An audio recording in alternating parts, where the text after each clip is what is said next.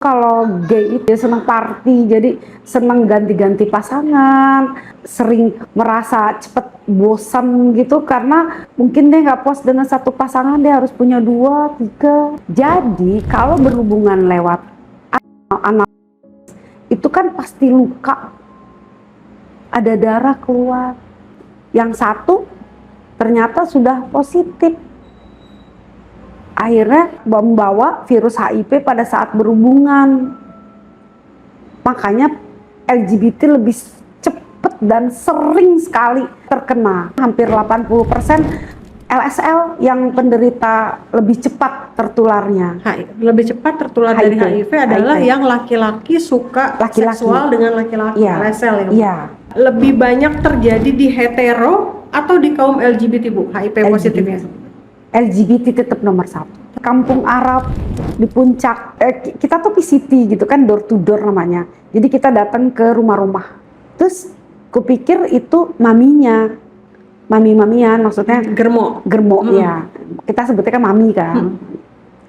Dek, nanti malam si om ini ngejemput ya, katanya. Iya. Saya nanya, itu maminya? Iya, mama saya. Ibu kandung? Iya.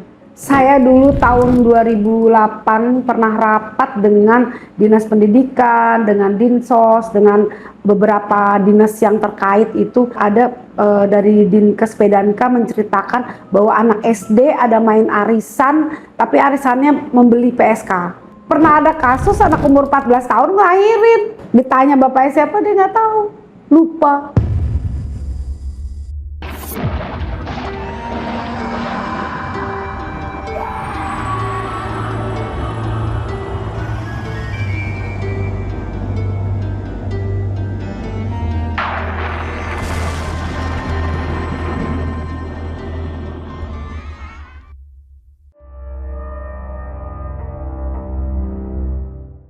Assalamualaikum warahmatullahi wabarakatuh.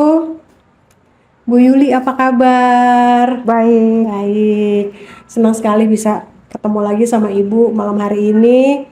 Malam ini Ibu mau cerita apa nih? Saya mau menceritakan kisah saya selama 20 tahun saya berkecimpung dengan komunitas LGBT dan kasus HIV. Bagaimana ceritanya? Kita simak sama-sama.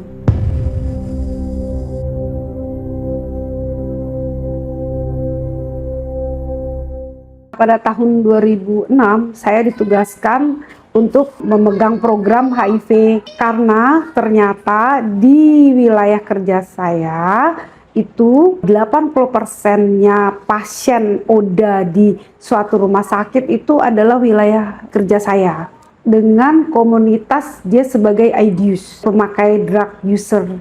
Jadi 80% penderita HIV ini dari drug berasal user, dari pengguna narkoba yang menggunakan jarum suntik. Ya, misalnya pagi hari mereka melakukan sharing jarum dengan 6 orang. Kemudian siangnya dia melakukan lagi dengan orang yang berbeda, tetapi jarumnya makainya yang bekas tadi pagi mereka pakai. Dan ternyata salah satunya mungkin sudah ada yang mengidap HIV. Itu kalau dari jarum itu penularannya hampir 98%. Soalnya mereka menyuntikannya langsung ke pembuluh darah.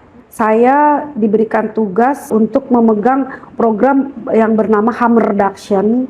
Itu adalah memberikan jarum suntik untuk pengguna narkoba suntik supaya tidak sharing jarum dan tidak menularkan lagi HIV-nya ke satu IDUs ke IDUs yang lain.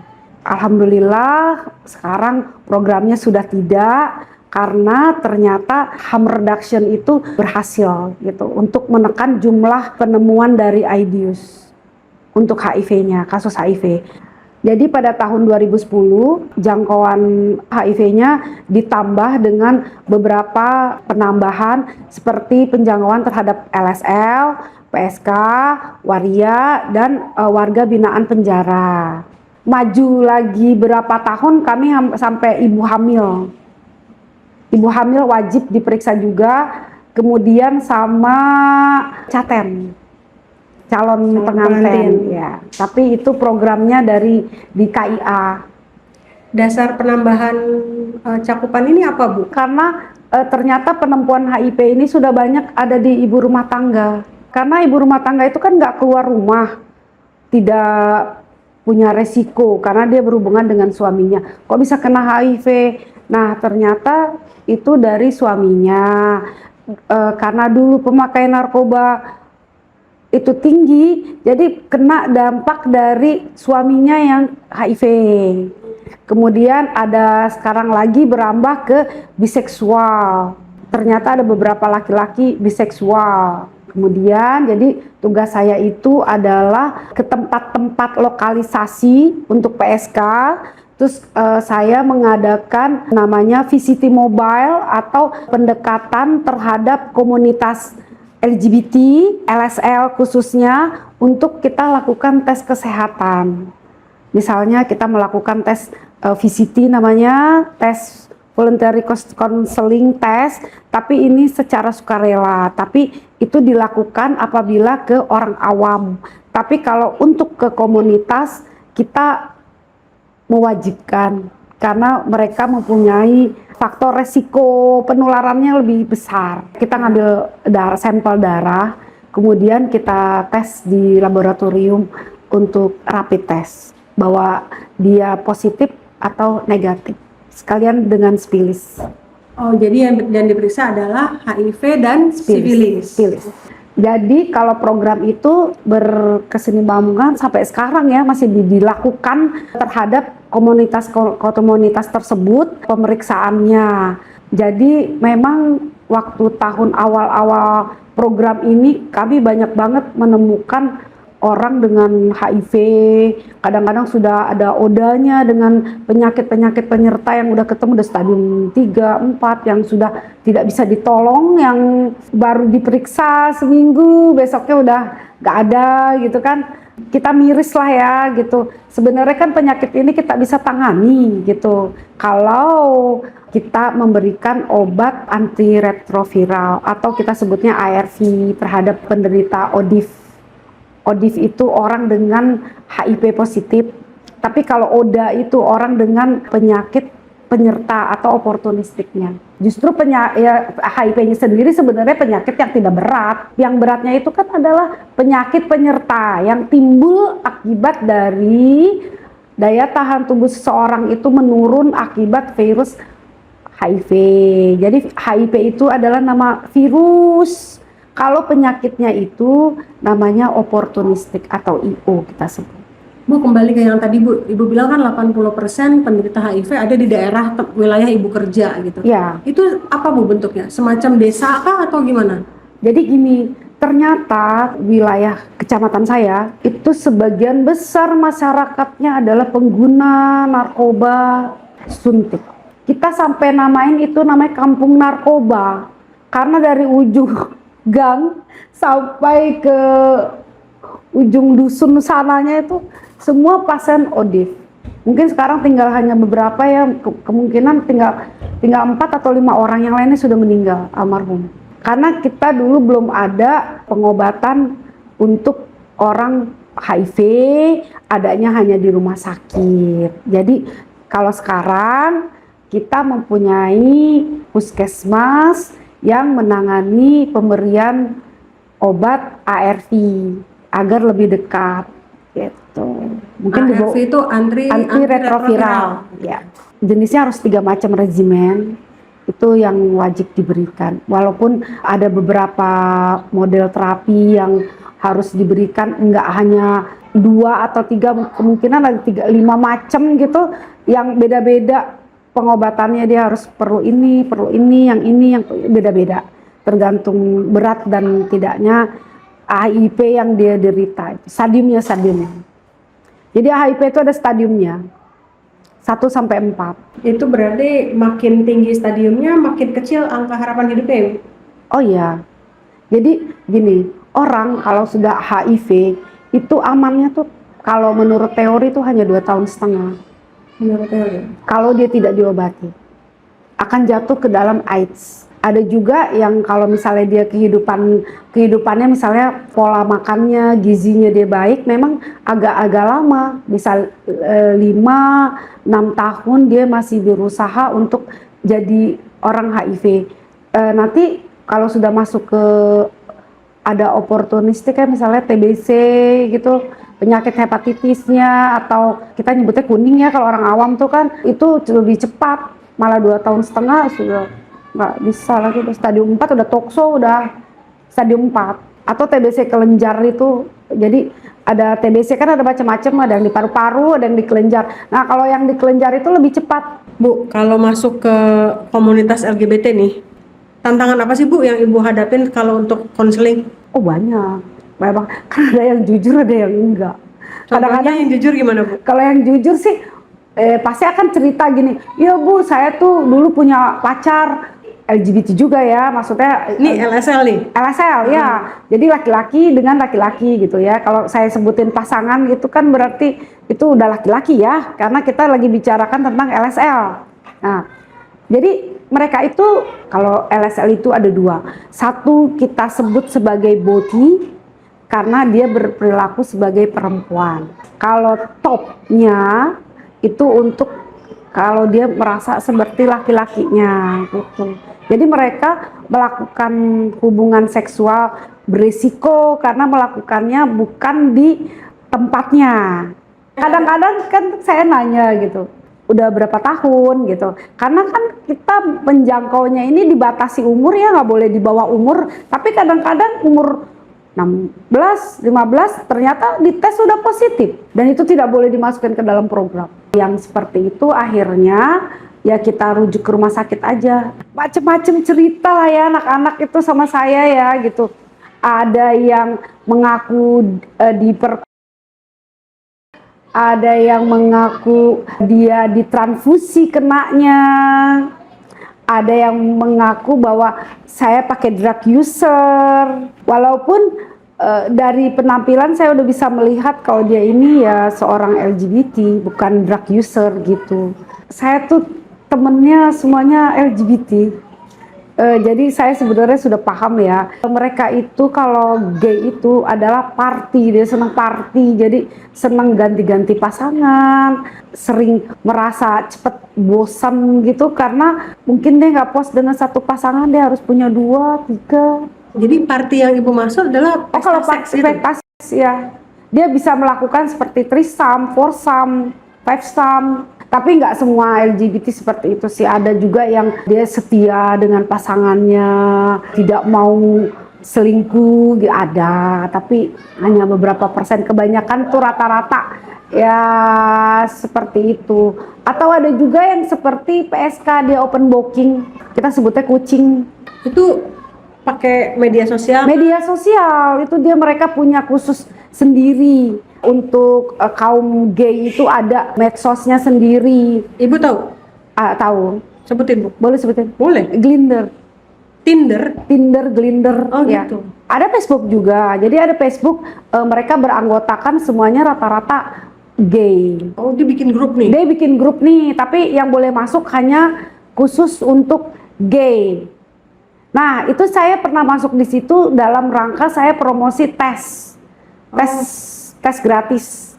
Jadi siapa yang mau tes, saya mau melakukannya secara sukarela, saya akan datang ke tempatnya dia. Asal misalnya aku bolehlah datang ke kos-kosannya, yang penting di situ mau 20 orang yang dites gitu. Ibu bisa masuk tuh ke grup itu? Bisa. Oh, nggak di reject sama mereka? Oh enggak, saya kenal beberapa komunitas eksekutif, saya juga pernah masuk. Oh gitu. Jadi ada ekspert muda yang punya perkumpulan mungkin sekitar 75 orang, tapi dia nggak mau tes di diketahui banyak orang, iya, pengen privat. Jadi privasi. Mereka lagi ngadain pesta, saya datang. Kalau untuk penanganan Bu, banyaknya yang datang ke Ibu tuh dalam kondisi masih, kan dia ODIF ya, orang dengan HIV gitu ya.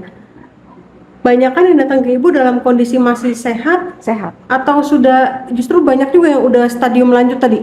Sehat. Mungkin sedikit lah ya ketemunya udah kayak kemarin gitu ya, kasus 2 bulan lalu saya ketemu, cuma udah stadium 4, udah buruk sekali. Jadi saya pindahin ke rumah sakit agar ditangani sama dokter lebih penyakit dalam. Jadi TBC-nya sudah aktif, kemudian kumannya juga sudah mulai lari ke otak, tokso namanya. Berarti nggak sadar? Sadar, cuma sudah mulai lupa. Kita kan kalau orang kalau ditanya namanya siapa, udah yang tidak ini kan berarti ada masalah di otak. Gitu. Misalnya usia, kan Nggak kita nyambung anamnesa gitu ya, Bu? anamnesa. Namanya siapa, umur berapa, gitu kan. Rumahnya di mana, dia udah mulai lupa, itu udah tanda-tanda untuk bahwa Curiga? dia udah kena ke otak gitu. Kadang-kadang ada ketemu juga, ini positif karena kan harus masuk kalau dia misalnya dia TB, TBC, karena penderita HIV ini 30%-nya paling gampang kena TBC.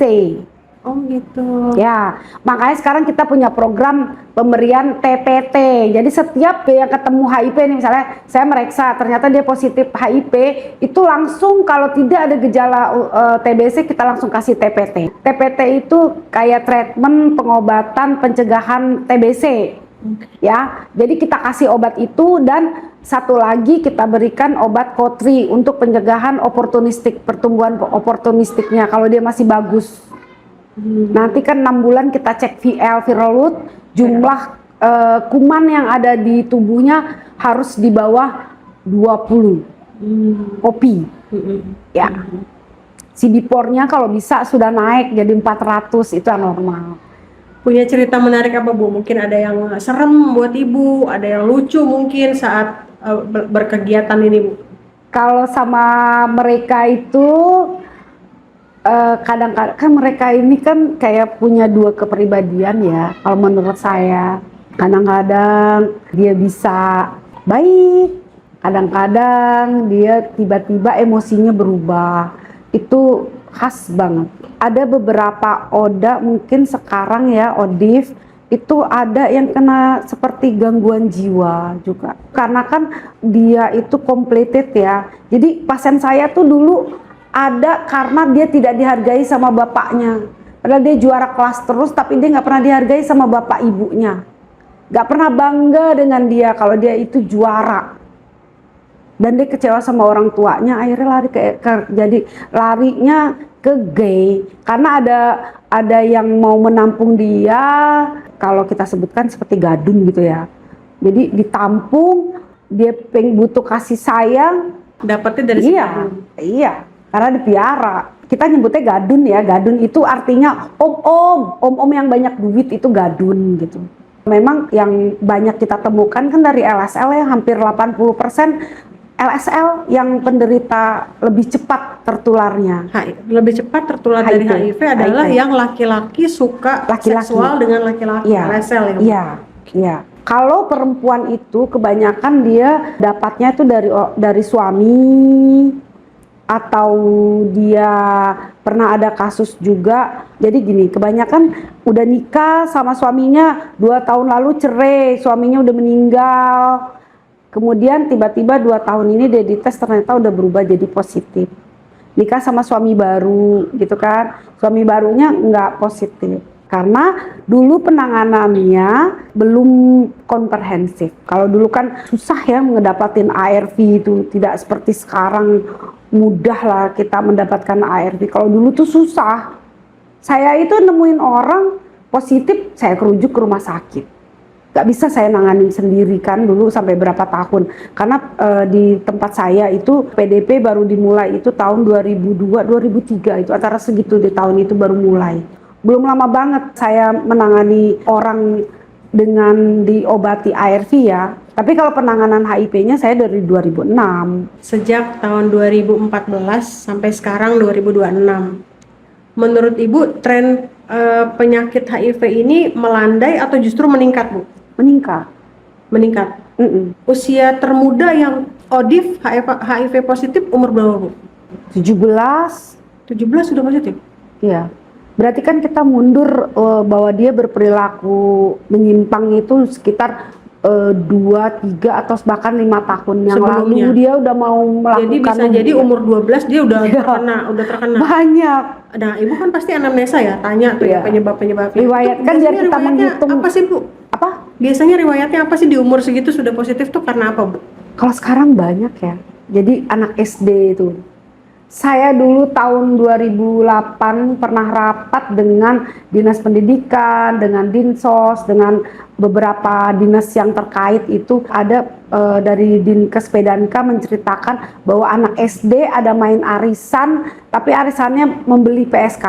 Ya, Kaget saya ngedengerin di situ. anak SD arisan berarti kan nominalnya nggak mungkin besar dong, Bu. Iya, 300.000. Emang PSK mahal? Enggak lah. Terjadi di sini, Bu, Iya. di kabupaten ini. Oh iya, PSK yang mahal di mana? Nggak ada sekarang. Anak-anak sekarang 21, 22, itu udah kena. Gimana nanti coba? Berarti kan dia main dari umur 15, 16 udah main itu. 5 tahunan. Selain Mungkin itu, Bu, maaf saya potong. Selain arisan tadi ada nggak contoh? Itu kan buat saya ekstrim, Bu, aneh ya, ekstrim Buat ya, saya anak ekstrim SD ya, Bu. loh. Saya juga ngedengerinnya kaget. Ada nggak, Bu, kisah ekstrim lainnya tujuan? Oh, ada anak-anak sekolah. penonton kita aware nih, Bu. Anak-anak sekolah, tapi ini hetero SMP. ya, hetero, anak SMA. Jadi mereka belajar kelompok di rumah. Jadi MBA, hamil di luar nikah. Itu anak SD ada, anak SMP ada, yang melahirkan di tempat saya juga karena yang bebas. Jadi orang tua nggak ada di rumah, mereka belajar kelompok di rumah, di kamar, dan mereka melakukan biasa itu. Jadi waktu itu pernah saya ngasih konseling ke SMP masalah seks, edukasi seks. Perempuan punya apa, laki punya apa gitu. Saya belajar seks ya, tentang seks. Artinya bukan nges, tapi pendidikan seks. Bahwa perempuan nih kalau udah head itu kalau melakukan hubungan badan itu bisa hamil. Laki-laki kalau udah balik, udah mimpi berarti bisa membuahi gitu. Jadi itu yang karena pernah ada kasus anak umur 14 tahun ngelahirin. Ditanya bapaknya siapa dia nggak tahu. Lupa. Keseringan berarti, Bu. Apa? Keseringan kebanyakan kan partner. berarti break satu bukan satu pasangan. Itu perempuan melakukan hubungan seksual kan sama teman sekolahnya. Saya juga pernah lagi ada di apotik, saya lihat anak SMP beli kondom, anak SMA apalagi nanyain. Saya bilang saya buka konseling buat nanyain tentang reproduksi ya, reproduksi, sistem reproduksi perempuan dan laki-laki. Boleh nanya, nanyain malah, Bu, kalau cara minum pil KB gimana? Marah lah saya, pil KB ditanya-tanya. Anak SMP.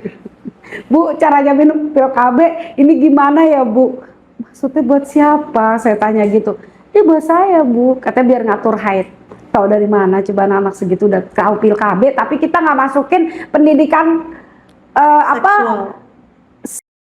sama reproduksi. Coba aneh nggak? Anak-anak ini udah tahu kondom, udah tahu KB, udah tahu cara ngatur menstruasinya pakai pil KB. Kaget kan saya. Tapi pendidikan belum masuk. Dari mana belajarnya ya, Bu? Iya, akhirnya belajarnya dari mana? Dari medsos. Dan mereka bilang, oh di medsos juga banyak kok cewek-cewek seksi jual-jual body gitu kan. Malah nawar-nawarin diri, banyak orang-orang LGBT juga bikin konten-konten. Bayang dilihat malah diketawain sama anak-anak. Kan gitu, lucu-lucuan. Nah ini Bu, kembali lagi ke soal HIV hubungannya dengan LGBT ya, Bu. Tadi kan Ibu udah nyebutin ngasih contoh yang hetero juga gitu ya, bahwa ada ibu-ibu yang hamil atau hamil dan tertular HIV dari pasangannya hetero nih, Bu ya. Iya, dari menurut yang data yang Ibu dapat nih selama Ibu 20 tahun melakukan pelayanan ini, lebih banyak terjadi di hetero atau di kaum LGBT, Bu, HIV positifnya? LGBT tetap nomor satu. Tetap nomor satu. Kalau untuk AIDS kan udah nggak ada narkobanya, nggak ada. Mereka memakai jarum sudah sharing, udah satu-satu. Terus yang disuntikinnya itu bukan narkoba. Kalau sekarang bukan. Kemudian kalau untuk PSK kami membagikan pengaman kondom gitu supaya untuk menawarkan ke pelanggannya, supaya juga untuk menghindari penyakit IMS, infeksi menular seksual. Jadi infeksi menular itu yang diakibatkan dari hubungan gonta-ganti pasangan. Kalau untuk yang PSK itu, karena kan mereka melayaninya kan satu. Kadang-kadang kalau yang cantik bisa 20 sehari atau 10 kan kita nggak tahu. Dari PSK nih Bu, dalam hal ini PSK wanita ya yang Ya, saya maksudkan. ya. Dibandingkan dengan yang LSL, angka kejadian tetap lebih banyak terjadi HIV di LSL. LSL tetap. Kenapa menurut Ibu, kenapa sih di mereka mudah sekali tertularnya Bu? Karena gini, LSL itu berhubungan kan lewat dubur. Dubur itu gampang luka. Jadi HIV itu menularkan itu harus ada media untuk dia hidup virusnya. Jadi kalau berhubungan lewat anal itu kan pasti luka, ada darah keluar. Kemudian yang satu ternyata sudah positif, akhirnya membawa virus HIV pada saat berhubungan. Makanya LGBT lebih cepat dan sering sekali terkena. Satu lagi karena itu yang sakit HIV-nya nggak diobatin, jadinya virusnya kan kita nggak tahu jumlahnya, mungkin 2000, 3000 gitu. Kalau minum ARV kan ditekan sampai jumlah kopi virusnya itu 0 kalau bisa. Kalau nggak minum obat ya udahlah, nularin ke orang itu. Karena dia harus ada media, kalau nggak ada media nggak ada hidup. Jadi kalau orang HIV meninggal itu ya inung semangnya meninggal ya virusnya mati.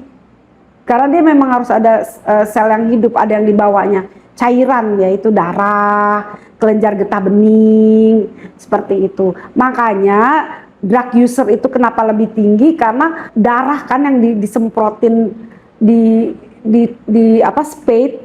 Nah, itu kumannya kalau hidup di spade itu bisa 72 jam itu virusnya hidup. Belum 72 jam jarumnya dipakai lagi sama temennya. Ya udahlah pindah, apalagi lebih cepat drug user karena dia langsung ke vena. Ketemu darah. Udah medianya kan gitu.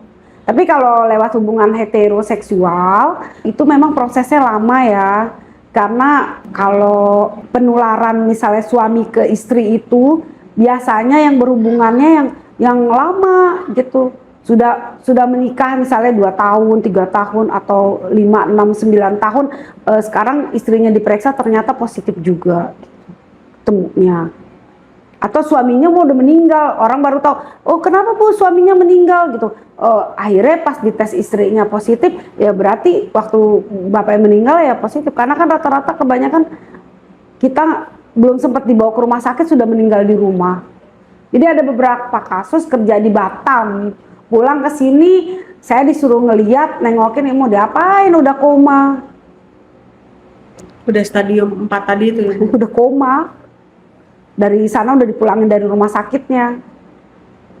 Baru ya paling 3 hari 4 hari dari situ meninggal. Saya pernah juga jemput TKW, disuruh jemput TKW. Ada yang itu apa diduga kena HIV, dipulangin ke Indonesia, itu saya yang suruh jemput karena meninggal. Jemputnya di rumah sakit Sukamto. Nah, Ibu kan tadi ketemu nih, dari hasil screening ketemu nih yang HIV positif misalnya. Kemudian kan Ibu pasti merencanakan ARV ya? Rujuk. Pengobatan. Ya, dulu kalau dulu rujuk, kalau sekarang bisa ya? diobatin. Sekarang bisa kan? Ya, Ibu yang kasih ARV gitu kan maksudnya. Nah, selain itu ada tahapan apa lagi Bu selain pengobatan? Penyuluhan kah? Konseling apa Bu? Kalau yang sudah pasien HIV itu saya tekankan untuk keteraturan minum obatnya. Karena kan minum obat ini kan harus seumur hidup. Ya, jadi nggak boleh telat juga. Kalau memang minum sudah jam 9 dia harus jam 9 terus. Nggak boleh berkurang. Kalau berkurang nanti kan kita cek viral loadnya itu dalam waktu 6 bulan. Nanti kalau jelek berarti dia minum obatnya nggak teratur. Telat-telat. Nggak bisa bohong gitu Bu? Nggak bisa bohong, nggak ketahuan pasti. Kalau sama saya itu udah ketahuan. Nanti kalau viral loadnya lebih dari misalnya 40 gitu, misal atau 50 kopi ada, kamu gimana? Pasti saya akan review ulang cara dia minum obat. Nanti kita cari waktu untuk yang dia pas supaya nggak telat-telat lagi. Gimana kalau ada yang nakal, Bu? Nakal misalnya gini, saya kan udah minum ARV nih, boleh dong saya tetap jajan sana sini, yang LSL misalnya. Cukup banyak begitu juga. Terus gimana dong? Ya kan itu saya tekanin lagi, jangan merasa aman kalau udah kena HIV. Karena kita bisa jadi gini, HIV itu virusnya kopi DNA masing-masing.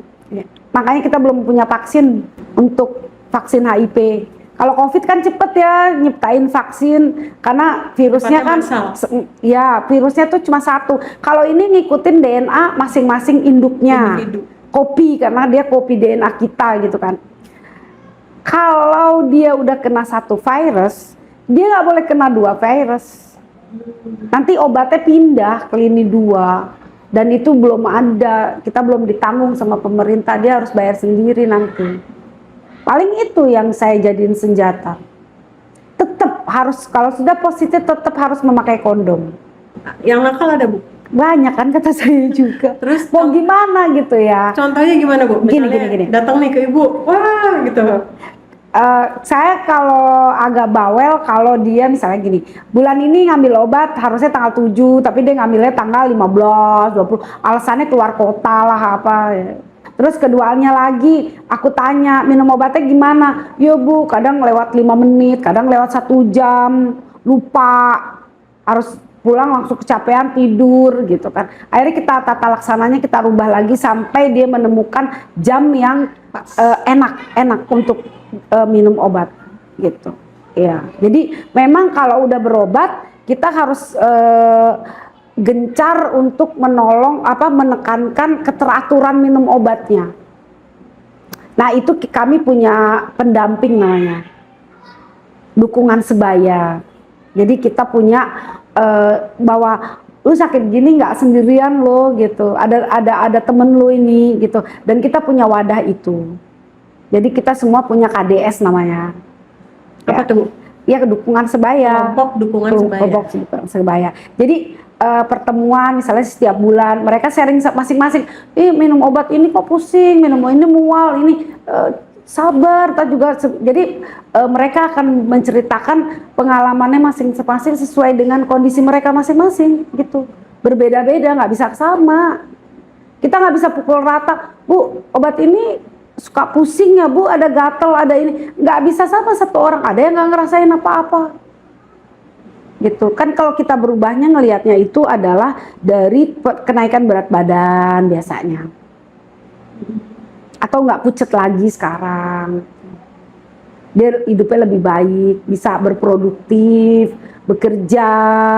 Hidup ini bukan stuck gitu loh, gue udah HIV, mati deh gue deh, udah jangan begitu. Tapi melihat untuk kedepannya, karena aku kadang-kadang ngasih tahu sama role model, kamu tahu nggak pemain basket ini, kamu tahu nggak ini kan dia hidup udah lebih dari 60 tahun, tapi dia tetap jadi ODIF. Itu yang kita tekankan, jangan dari ODIF jadi ODA gitu kan. Gitu. Alhamdulillah sekarang sih banyaknya ketemunya ODIF ya. ODIF bahwa ya itu yang memang harus kenceng, ya itu kita harus sebagai ibu, sebagai teman, saya sebagai konselor, saya harus bisa sebagai sahabatnya dia yang kadang-kadang jam 9 ibu aku mau curhat dan aku harus mendengarkan keluhan-keluhan mereka dari A, B, C, D yang berantem sama orang tua, yang obatnya dibuang. Ini jadi emaknya anak-anak ya Bu. Obatnya dibuang, ibu obat aku dibuang sama mama aku, disangkainnya narkoboy. Nah itu gimana Bu caranya? Berarti kan dia nggak diketahui keluarga dong? Kan dia nggak tahu. Jadi emang kamu nulisnya apa di botolnya? Aku naruhnya di kolong. Salah, taruh aja di meja kamu, tulis di situ saya ajurin bungkusnya dibuang. Nanti kamu tulis itu jangan vitamin, nanti kalau di vitamin diminum. Jadi tulisnya apa dong? Ya, biasanya saya bilang itu saya lagi ada masalah sama perut, jadi harus minum obat ini gitu. Gak bisa lepas dari obat ini gitu. Biasanya saya ngasih gini. Tapi sebenarnya ya, ini ketakutan mereka sendiri loh, nggak welcome sama orang tua. Sebenarnya kalau udah welcome sama mama dan papahnya, kadang-kadang yang ngambilin mama papahnya yang obat ke puskesmas. Benar. Anaknya mah kerja. Iya. Betul, Bu. Beberapa klien saya gitu, kemana ininya? Kerja Bu, sekarang dia di ini gitu. Kayak datang misalnya dulu datang dengan kondisi buruk gitu ya. Setelah 2 tahun berobat, kan nggak pernah ketemu nih, yang ngambilin ibunya terus kan gitu. Pas kemarin mau VL, jadi harus datang kan, periksa viral load, jumlah virusnya gitu.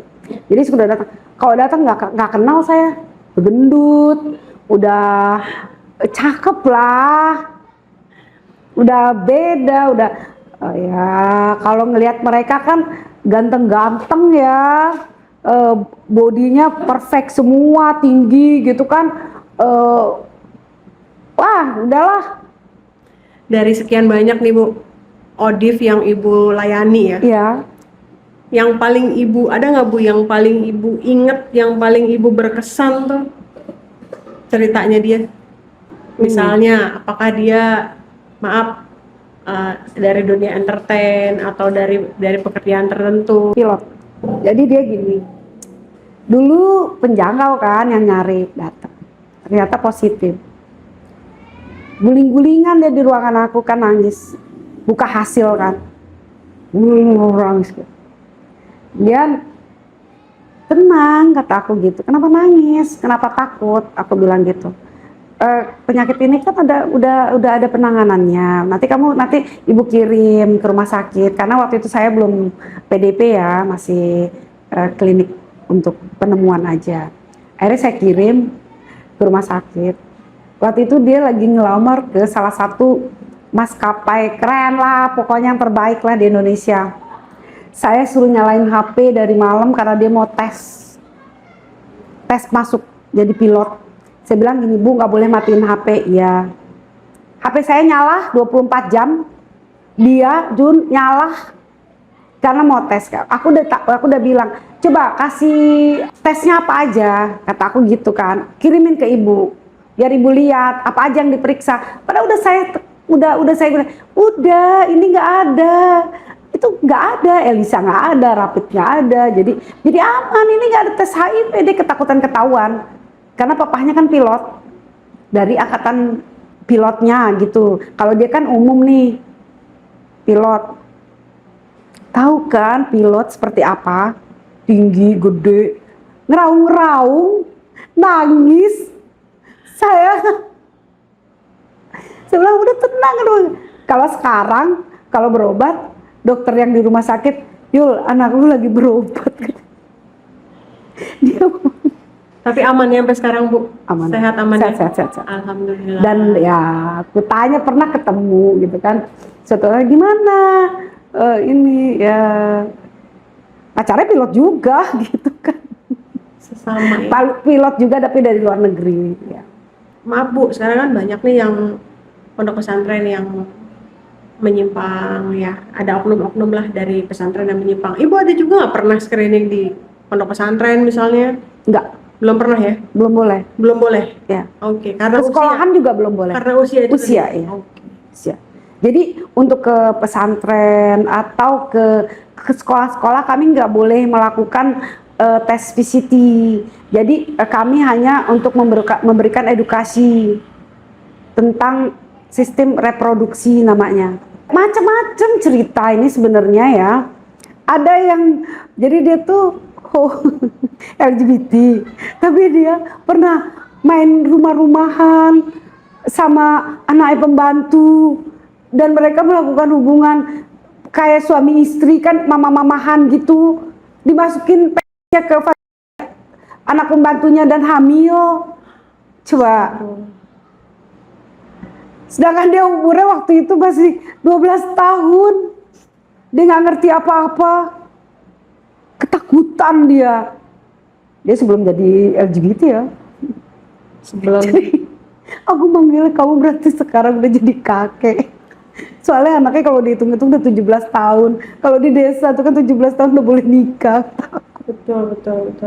Gimana dengan pandangan masyarakat Bu terhadap HIV? Oh, akhirnya masyarakat yang itu sudah jadi seperti biasa. Jadi di sini udah nggak ada lagi sanksi sosial. Dulu kan 10 tahun yang lalu masih ngata-ngatain tuh. Oh enggak ada. Enggak ya? Di sini nggak ada. Di sini nggak ada. Misalnya gini, HIV diusir gitu. Oh enggak. Nggak ada ya? Enggak. Tadi ibu kan bilang ibu juga suka ikut datang ke lokalisasi, Lokalisasi, Bu? ke Lokalisasi lapas. segala macam, ke lapas. Nah kalau di ibu saat di lokalisasi nih, mungkin ketemu dengan PSK atau ketemu dengan Waria atau ketemu dengan Gigolo, ibu pasti tahu dong tempat-tempat mereka adanya di mana kan? Iya. Ada nggak kisah menarik dari apa yang ibu lihat di situ? Kalau PSK itu kan orientasinya dia ke duit ya, ekonomi. Karena jalan satu-satunya yang dibilang yang lebih gampang nyari duit. Kalau kita tahu pendapatannya dia itu tercengang lah kita. Satu bulan itu penghasilannya bisa 25 juta, 30 juta. Melebihi pegawai negeri kan. Dan kehidupan mereka tuh glamour. Ada yang dijual sama bapaknya, ada yang dijual sama pamannya. Banyak-banyak kisah lah. Ada PSK yang ditemuin baru tahun ini. Dia ketemu dalam keadaan HIV di pasar, gembel. Karena dia bukan orang sini, harus dipulangkan ke wilayahnya, Pemdanya belum mau nerima, keluarganya belum mau nerima. Itu dijual sama omnya, mau banyak, dijual sama bapaknya, sama mamahnya, banyak cerita seperti itu. Yang lucu lagi ini kampung Arab di puncak, kita tuh PCT gitu kan, door to door namanya. Jadi kita datang ke rumah-rumah mereka, rumah-rumah ngontrak mereka gitu kan ya, kita datang untuk VCT gitu. Terus kupikir itu maminya, mami-mamian, maksudnya Germo. ya, kita sebutnya kan mami kan. Dek, nanti malam si om ini ngejemput ya, katanya. Iya. Saya nanya, itu maminya? Iya, mama saya. Ibu kandung? Iya. Banyak. Nih yang ibu ceritain tuh berbeda dengan yang kawin kontrak kan? Beda kan? Apa? Dengan kawin kontrak bukan itu kan? Beda. Kalau kawin kontrak kan mereka kawin ya Cuma sama satu orang dong, Bu. sama satu orang. Itu misalnya Arab itu ngasih duitnya per minggu, beliin handphone doang, atau hidupin mereka lah ya, gitu. Tapi kalau di kampung Arab ini kalau sampai dia hamil nanti anaknya lahir itu dia seneng karena anaknya cantik kan, punya aset dia. Ngeri lah pokoknya. Aduh, kadang-kadang saya dulu bertugas waktu pertama kali saya mundur-mundur. Waktu nanya itu, waktu saya belajar jadi konselor, saya mundur tiap kali ini jawab ngedeketin gitu, saya mundur kursi saya pundurin karena saya takut dulu. Takut tertular, takut serem lah ya gitu, yang ketemuin tuh laki-laki semua gitu. Gitu. Karena kan dulu belajar konselornya untuk ID use. Jadi saya ketemunya dengan drug user yang banyak tato. Pernah nggak selama ini ibu bertugas baik di IDUs maupun di kaum LGBT, LHSL dan sebagainya, ibu menerima perlakuan tidak menyenangkan? Oh enggak ada ya? Aman-aman, baik-baik semuanya. Saya datang ke lapas, saya dulu takut aku ke lapas, tapi pas sudah datang ke sana, kayak biasa sih. Malahan kita suka ditunggu-tunggu. Ibu, katanya gitu. Kan kami suka bawa makanan, suka bawa bingkisan untuk mereka gitu kan. Sabun-sabun, saya suka minta dari dokter gigi, odol, sikat gigi. Jadi nanti aku kasih ke narapidana yang darahnya mau diambil, aku kasih hadiah gitu dulu. Tadi kan ibu udah cerita mengenai cerita-cerita yang unik-unik deh. Sekarang kalau yang versi menyenangkannya atau baiknya dari ibu, ada nggak kenangan saat melayani mereka? Saya suka sama mereka, itu ceria itu. Oh gitu. Iya, jadi kita tidak boring, tidak membosankan, dan aku merasa nyaman berteman dengan LGBT karena nggak ada yang suka sama saya. Okay. Jadi saya merasa aman daripada aku ini ke hetero gitu kan, lebih baik aku sama LGBT. Dan aku sering pelatihan sama mereka, sering satu hotel bareng-bareng, jadi aku udah biasa aja. Udah biasa aja. Teman biasa aja itu. Iya. Kadang-kadang kan ada orang yang gitu. Belum lama ini ada klien teman saya udah anggap anak, menikah gitu kan, Bu, saya menikah, alhamdulillah. Ada yang udah punya anak 2 gitu kan. Alhamdulillah. Ini tadinya dia homoseksual terus menikah. Iya, Oh, alhamdulillah. udah punya anak 2 ada, dan istrinya tidak tertular. Bagus lah itu. Berarti kan memang teori itu sudah dipraktekkan dan memang berhasil, memang benar ARV itu gitu. Ternyata dia dari anak pertama, anak kedua istrinya bagus, gak ketularan HIV gitu. Padahal suaminya kan HIV. Bagus, saya bilang bagus karena kamu minum obatnya nggak pernah telat gitu kan. Cuma itu aja. Dan saya bangga dengan kalau ada LGBT yang membuat suatu prestasi yang luar biasa gitu, tentang sains, tentang pendidikan. Dia ternyata bisa kuliah sampai S3, dia itu cum laude gitu. Aduh, aku bangga banget sama orang yang seperti itu. Dan sekarang mulai kerja gitu kan, banyak yang berprestasi. Seharusnya seperti itu. Karena jangan stuck bahwa wah hidup gue udah mati deh, udah kena HIV deh, udah nggak bisa ngapa-ngapain. Jangan putus asa seperti itu, tapi kejarlah cita-cita dan harapan itu, karena dengan adanya ARV kamu bisa hidup lebih lama. Pasien saya juga banyak yang manula, yang udah umur 50, 60, banyak, ada 2-3 orang lah. Nah, kita udah di bagian akhir nih, Bu. Ya, Ibu punya pesan-pesan apa nih yang mau disampaikan ke penontonnya Jelajah Malam, terutama untuk kasus LGBT dan HIV? jangan membuat stigma terhadap penderita HIV. Karena penderita HIV itu sebenarnya dia menderita HIV itu juga adalah sebagian besar karena ketidaktahuan. Perilaku dia ternyata beresiko. Seperti itu. Jadi stigmanya harus dibuang gitu ya.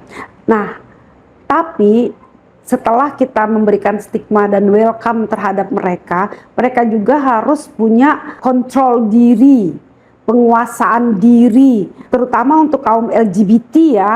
Misalnya gini, kau ingin punya ekspresimu diterima di kalangan halayak umum. Karena media sosial itu sekarang yang nonton bukan orang dewasa, tapi anak-anak ada dari sekolah, dari masih pendidikan, masih anak kecil pada ngelihat. Tapi kalau kita memberikan edukasi pendidikan yang salah, itu kasihan penonton gitu.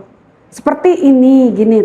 Misalnya kalian tuh menonjolkan dari sisi feminimnya gitu, bahwa ini pakaian, bergaya, berbicara seperti layaknya perempuan. Padahal itu kan memberikan contoh yang kurang baik terhadap yang melihat, nah akhirnya jadi ditiru gitu loh.